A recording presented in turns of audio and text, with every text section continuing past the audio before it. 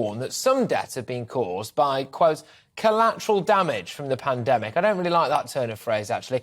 As well as a huge backlog of people waiting for treatment, there have been concerns about the general public simply not seeking help as they're too anxious about burdening an already strained health service.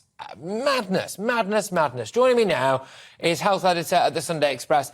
It's Lucy Johnston. Lucy, if you couldn't tell, I'm quite worked up about all of this because it feels like I was shouting into the void during the various different lockdowns that we had, saying we're going to end up paying the price for this, both financially and in terms of public health.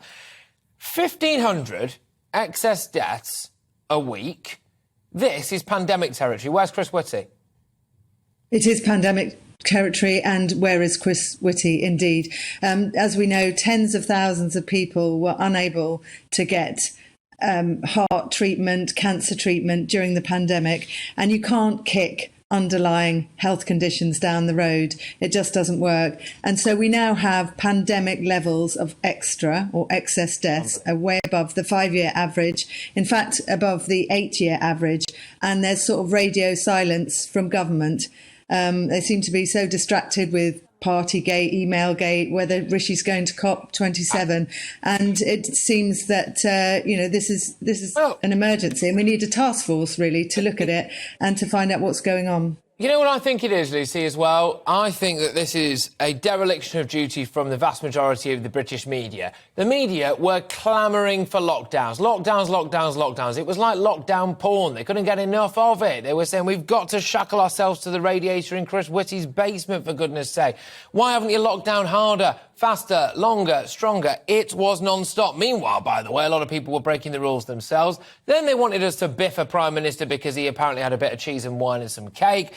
And actually now we're looking at the embodiment of what these policies meant, which is that something like 1,500 people are dying excessively per week in the UK. And the media are just going to sweep it under the rug because they helped to cause this as much, in my opinion, as Chris Whitty. What on earth can we do now to sort this out? Because I'm sick and I'm not paying for this. I'm sorry, I'm not. 20 billion quid in 2018 from Theresa May. She increased the NHS budget for that. 81 billion quid during COVID. 36 billion quid from Boris Johnson in September last year. I've had enough of this. I'm not paying to clean up their mess anymore.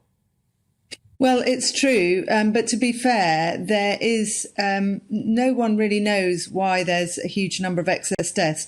I mean, you and I probably can guess that a lot of that is to do with the collapse of the emergency health system, the fact that people weren't treated early on, but we don't have a clear sort of set of figures that can lead us to explaining, exactly what's going on. And there's the rub. That's the problem. We need to look into it. We need a special task force with coroners, with statisticians, with, Chris Whitty. Where is he now? I mean, where are all of them? We need a proper look at this.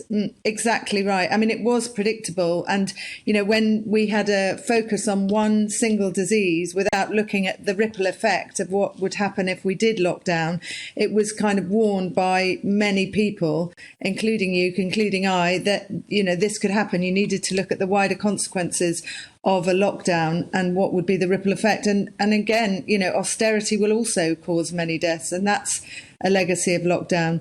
So we need to urgently look at why this is happening and then mitigate it.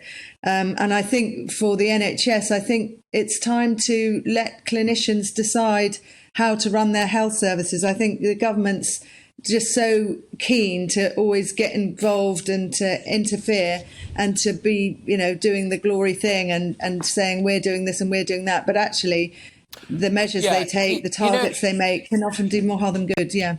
Yeah, you know what, Lucy, as well? I mean, I've been taking the mickey out of little Matty Hancock for some time now, and I make no excuses for that. I mean, he'll have to take it on the chin or his five head. But at the same time, actually, I read things like this now and these excess deaths, and I find the idea that he might be coining in something like 350 grand to go on, I'm a celebrity, get me out of here. Presumably the term celebrity comes from the fact that he stood in front of the nation every day during lockdown, during the coronavirus crisis. And now I'm looking at 1,500 excess deaths a week. I'm looking at people who turned to alcoholism as a result of some of these lockdown measures, the domestic abuse cases, the drastic impacts it had on children's education.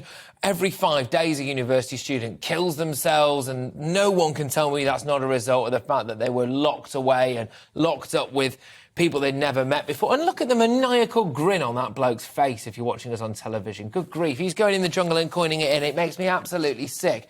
It's celebrity there as a result of that. I mean, some would argue it's profiting from people's lives. Sorry.